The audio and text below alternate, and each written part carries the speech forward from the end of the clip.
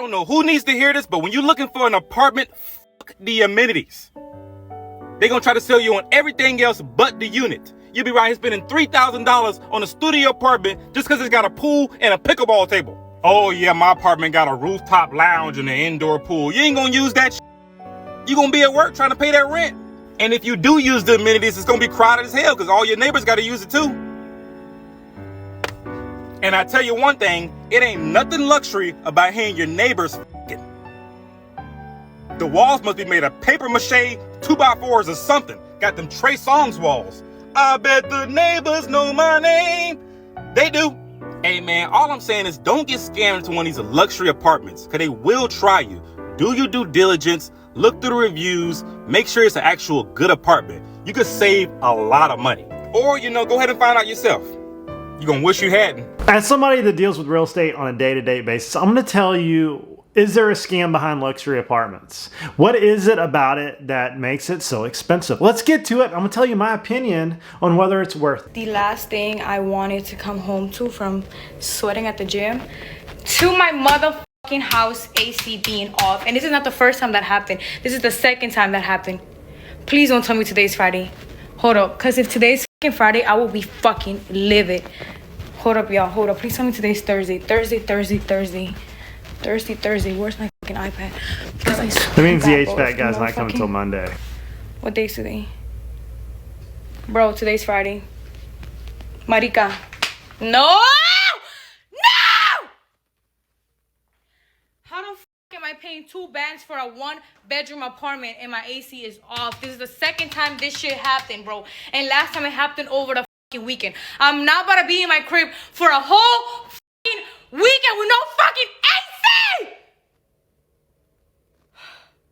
My goal here is to educate you on how these things operate so you do not get scammed on them in the future. Because this is a really big thing as far as when you're trying to find a home, you're a young family, and you're trying to reduce all these expenses. The pot has kept getting hotter and us, the little lobster inside, we don't know we're getting cooked until we don't have any money. And they do it to us every time. And the term luxury is something that is doing it. Fancy brand names, labels, things like that in our commercialized world that make us spend more than the product's worth. One of the biggest things you do in rental real estate, if you have a large apartment complex, you have to mathematically figure out how to raise rents. The further you can raise rents and the more cash flow you can create, how much the property's worth. The NOI, net operating income of a apartment complex. So let's say you have 60 units. You've got to figure out how to increase the rents 5, 10, 15, 20% in order to refinance it out and then take that money out of the property as their gain and let that property ride. So anytime you try to absorb properties, you want to figure out how to raise the rent. And you do that through things like pools, amenities, and most of the amenities that they would like to put into the property are cash flow creators. Have you ever wondered why there's vending machines everywhere and why you pay for the laundromat downstairs, the quarters and the washing machines, extra deposits, the extra fees, everything you can include to get more money out of the tenants is what they're trying to do. To living in a luxury apartment is that I have this beautiful fridge and I'm so busy paying for it that I can't seem to fill it with groceries. Let's do a little tour. So I have cat food here, strawberry, kombucha, yogurt. Where's my broccoli? This is my broccoli. I took it out.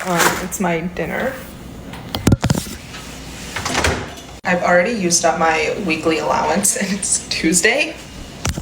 The absolute downside to living in a luxury. Every time I went to a luxury apartment as a young person, they had the pool, they had this, they had that, and it was always destroyed. It was always dirty. The pool tables didn't work. The sticks were broken. The trash was never taken out. A property complex is only as good as the maintenance and managerial company that runs it. That's why it's really hard as an investor to find good management. And when management goes down, people leave and your vacancy rate goes up. So the trick is to find a good manager. Well, in today's society, that is hard to find. So when you start seeing these properties fall into disrepair and the luxury idea goes down, down, down, then people are like, what am I paying for on this property? Why am I paying all this money?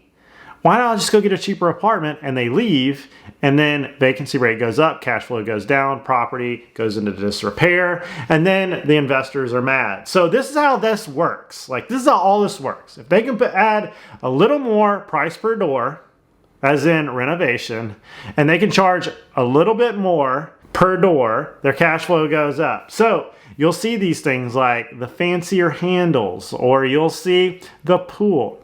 You'll see them include a parking garage. You'll see them do all these things that were really above and beyond what the specifications of the property actually was. But in their math, they can charge more, and that's what they're gonna do. A month to live here, and this is what my pool area looks like in my luxury apartment. So it starts off pretty basic, you know, there's just cigarettes everywhere, littered. And my favorite is there's just toilet paper lying everywhere, and there's also beer cans literally laying everywhere, not thrown in the trash because you think that the trash would maybe be a little picked up. No. Also, the pool is disgusting. It literally has feces in it. There is a piece of bread just chilling on the ground. The garbage hasn't been picked up in weeks. There's again random toilet paper on the tables. There is a poop bag from a dog. There's random noodles in the pool that don't belong to anyone. There's more paper towels just literally everywhere. Another garbage can that hasn't been taken out in weeks. There's random little things all scattered in the bushes. Even outside the pool area, there's garbage everywhere. And then even leading into the pool section, it's absolutely disgusting. The grill area is so foul. There's a corn bag thing on the roof, gum on the table, and yet they expect us to pay $2K a month and they keep raising rent. Yay. I pay $2K a month. So what do you think about this? Have you been caught in this situation? What are your thoughts on this situation? Comments down below so we can all learn from your thoughts and what you're thinking about this. I would much rather have a full refrigerator, money in my pocket to go out and do things than a dirty pool that I don't go to anyways. You know, a lot of the amenities I realized I didn't need, but we're in this world of this condo living where people would rather or can't afford to buy a house. They would rather be in these apartments where they have the amenities, they have the culture, they can go hang out at the pool, they can go play tennis, they can go to the little dog park out back. And we're getting into this rental lifestyle, and it's really hurting the ability for young people to create wealth. They're not buying the houses. They don't want to maintenance the property. They're like, you know what, I can live in this luxury condo or this luxury rental and I don't have these problems. Well, simultaneously it's draining their income so much to where they're not putting away as much money. They're not gaining the wealth of real estate going up. I'm seeing this time and time and time again. A lot of my friends are living in these apartments, and we've seen real estate go up 30-40% in some of these areas in the last 3 to 4 years. And they missed out on that. Now they're trying to buy a house. It's all a give and get, and you really got to think about this stuff. That's just an example of bad management. Whoever is running the office, whoever's the maintenance field crew, whoever's doing all that, they're not doing what they're supposed to do and reporting the trash everywhere. And plus, you got to keep the tenants accountable in these type of situations. You got to find the people that are doing this and then get them out of the apartment complex, because a handful of people can run it for everybody. I remember when I had an apartment, they would just throw parties down there and trash it for everybody, and pretty soon nobody could use the pool. And then people got mad, and down the slippery slope it went. Hi from my new apartment, by the way. Still moving in. I know I look crazy. We're going to ignore that. But just want to say a couple things pertaining to my last video. Fuck a luxury apartment. Y'all can throw that word in front of the apartment all the f you want to. I'm not falling for it no more. What's luxurious about these apartments, y'all? The granite tops.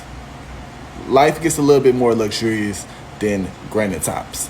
And really my whole point of my last video was, if you gonna advertise all these amenities, just make them work. We paying a lot of money to live here. Like, can that go towards making sure these amenities work? Like, the dog parks, never cleaning up the shit for months on end. Parking garages getting advertised as an amenity, but You got the garage. What do you think about parking garages being an amenity? I feel like probably yes, and if you're in a downtown environment, probably yes. You don't want to park on the street until your car gets messed up. I wouldn't want to park my nice car on the street, but also you have to have security cameras on the parking garage, or it's just a can for somebody to steal inside of. Nobody can see what's going on in there. Security can be dangerous at night. Propped open that anybody can come in. People getting broken into, mine. People shit getting towed out of there, mine, for no reason. Gyms that are as big as our closets with this basic ass equipment. I could probably get a more intense workout. That's a way to at up the rent right there. Gym.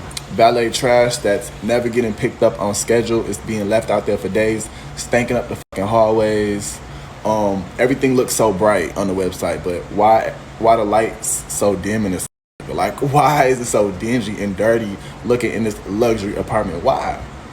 Okay, I know rent prices are not literally based on the amenities that these apartments offer, or not all of them at least. A lot of them are aligned with market price, but still though, a lot of these places are still going above market price. It's a market, and then they put the term luxury in front of it, and they're able to get more because people fall for it. A lot of people fall for it. Most people don't know how to define luxury. Even within the real estate community, define luxury, right? And then if there's not a licensed real estate agent filling these rentals, then they can say whatever they want to. I mean, like, it's really hard for a normal person to sue some of these apartment complexes. There's really nobody held accountable for just calling it whatever they want. And if they're filling them and they have a low vacancy rate, well, the market is the market and they're filling it. That's the problem. So many people are having to live in apartments now that they can fill these. What are your thoughts on this? I'm officially moving out of my luxury apartment in Houston, Texas. I'm going to show you all the things that I hated about it and the fact that it was $3,200 for a one bedroom on the first floor. Let me show you all the stuff I hated. I absolutely hated that somebody would design this to not come all the way out. It was very, very stupid for me. Like, to just see that, it was very dumb. I hated that they put this amazing patio here, but they didn't include any type of coverings for it. So I had to install panels, like grass panels for myself. So like if you lived in this unit, you would see the valet, you'd see all this stuff, and then people can see directly in here. And I asked them to install tent or something and they wouldn't do it, but you could see directly in the apartment from outside if you're out, outdoors, which was insanely annoying. The other thing that I hated, because it's a so-called luxury apartment, it came with no light fixtures. So if you ever came to my apartment, I had a chandelier hanging here that I had installed. No light fixtures came in this apartment though. So even when you come in the bedroom, they have like the setup for it, and they have a ceiling fan. It's no light bulb. You have to pay extra apparently to get a fixture with a light.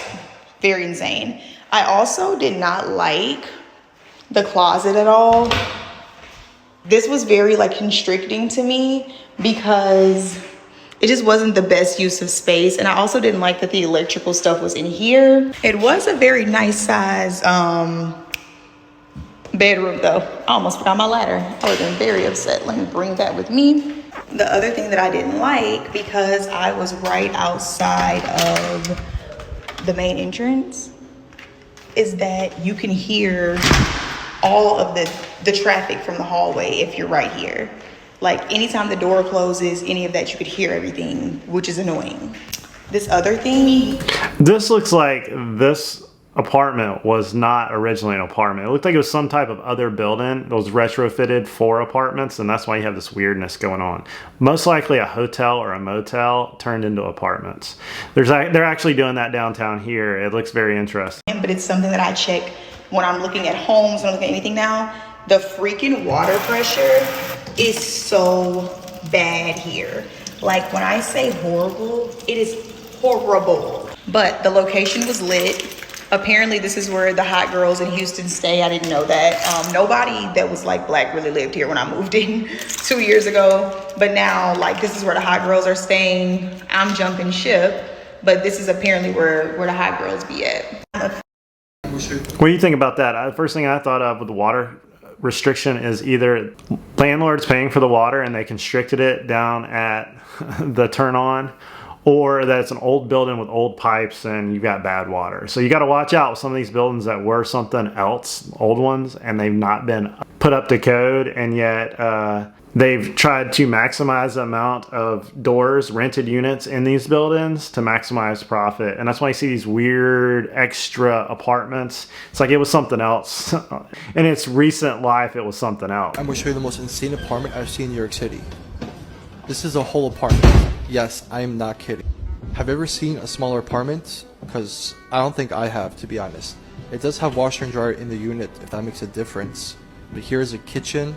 So the only probable layout that I think could actually work here is your bed in that corner, but you're sleeping in your kitchen basically. You have ventilation, but you have no sunlight facing the alley. That's typical in New York City. You take one room, one apartment, divide it in half or in thirds, and you've got 3 rentable units, and now your cash flow just went up by 3. Okay, and if you do that over an entire building, then you can triple the amount of rentable space in there. Cash flow goes up, price point of the property goes up. As long as you can make it legal and do it permitted, then why most of these landlords are going to do this. Here's this situation, and that's what happened. Then the closet opens up, and you can't get through to the bathroom without closing this door.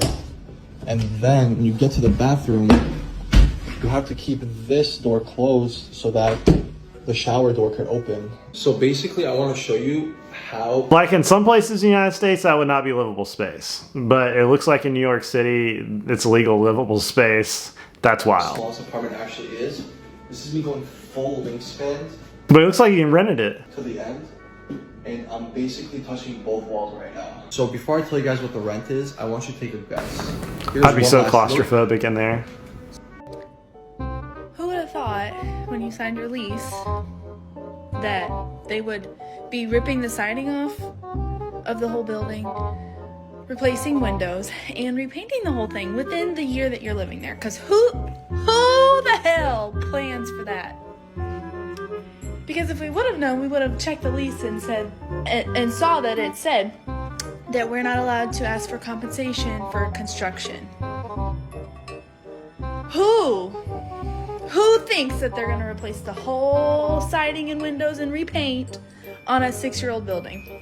And so one time I rented an apartment at night, and it was the only one they had left, and I was like, I'll take it. I was in a hurry, I was tired, and I stayed there the first night, and at 3 o'clock in the morning I hear delivery trucks showing up, and I looked out the window, and I had rented an apartment right next to the mail distribution point for the USPS. I'm talking about frustrated. For the next year and a half, I listened to those trucks open and close every morning between 3 and 5 a.m. Do your research on these properties before you rent them. Let's talk about the biggest scam that I realized during my apartment tour hunt. These apartment complexes really be trying to run a game when it comes to base rent versus like your actual rent after taxes and fees are applied. Now, not every state requires taxes, but Arizona does. And that's just like standard. So taxes are like 2.3% of your base rent. But the real kicker is all of the extra fees that they apply. So a base rent could be $2,000, but then it's really like $23,000, $24,000 after all the taxes and fees are applied. And some of these apartment complexes will use a lower base rent to get people to come and tour. But then when they give you the rate sheet and show you all the extra fees that are going to be applied, it's like just as much as a luxury apartment with less benefits. That's true. Be careful of those fees. They'll get you. If you're apartment hunting, these are the rental scams you need to avoid. First up, the bait and switch. This happens when a landlord advertises a great place, but when you show up, it's already rented. Instead, they show you a less appealing option. Next, beware of the no-show. A scammer may ask for a deposit before you've seen the property. If the landlord is consistently unavailable for viewings, it's a red flag. Then there's the overpayment scam. Here, a renter will send a check for more than the rent amount, asking for the difference back. The check will bounce, leaving you out of pocket. Lastly, the phantom rental. This is when a scammer advertises a place that simply doesn't exist. Always cross-check the address. Remember, if it sounds too good to be true, it probably is. Those are true. Okay, I had one the other day. Somebody was running a rental scam on one of my listings. And when you catch them and report them, they just pop right back up again. They basically try to get people to send them an application fee, $65, and then you never hear from them again. And they'll take a listing on the internet, they'll put it on Craigslist or one of these odd areas. They'll even list it on some of these federal or whatever Section 8 programs. They'll collect the application fees and then disappear. And there's no way to catch them. There's nothing to do. Most of them are not even in the United States. They do this all over the place, and it's frustrating. And be careful when you go to rent these properties. Make sure you know who you're dealing with. Somebody that's reputable, somebody with a name, a place you know that it exists, and that you be very careful when you do these applications, because some of them are scams and it's very scary. But that's all I got, everybody. What do you think about this? Comment down below. Have you met any of these problems? Have you been scammed?